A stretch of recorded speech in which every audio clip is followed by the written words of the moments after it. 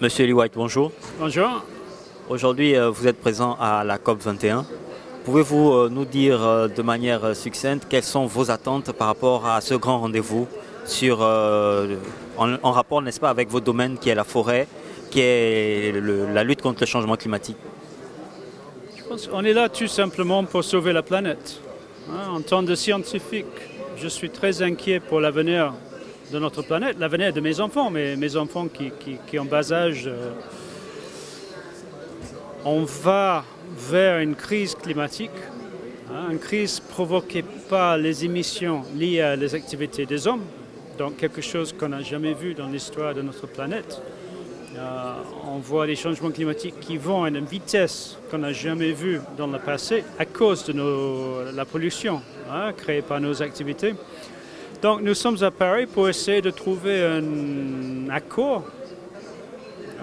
C'est peut-être la première fois dans l'histoire du monde que toute l'humanité est dans une guerre contre quelque chose. On est tous ensemble, on lutte tous contre les changements climatiques. C'est quelque chose qui peut peut-être nous fédérer dans un objectif commun. Et c'est critique qu'ici à Paris, on trouve cette solution et on signe un accord pour avancer ensemble vers une solution contre les changements climatiques. Monsieur White, le Gabon fait partie du bassin du Congo, deuxième poumon, n'est-ce pas, pour la planète, qui a une forêt dense après celle de l'Amazonie. Quel peut être votre message, n'est-ce pas, depuis cette COP 21 à tous ceux qui sont, n'est-ce pas, soucieux de ce que va devenir la planète dans quelques années?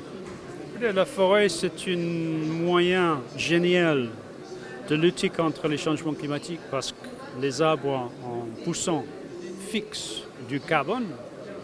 Mais la forêt, c'est beaucoup plus que simplement du carbone. Pour les peuples forestiers comme au Gabon, c'est notre maison, c'est notre hôpital où on trouve les plantes médicinales, c'est notre temple où on va pour nos cérémonies. Donc la forêt, ça fait partie de la solution, mais ça fait également moyen de s'adapter au changement climatique. Donc c'est quelque chose qui est peut-être unique dans les négociations. On utilise la forêt pour mitiguer, on utilise la forêt pour s'adapter.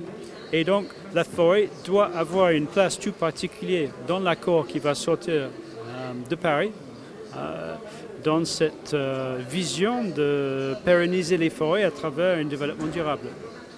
Merci beaucoup, Monsieur Lee White. Merci.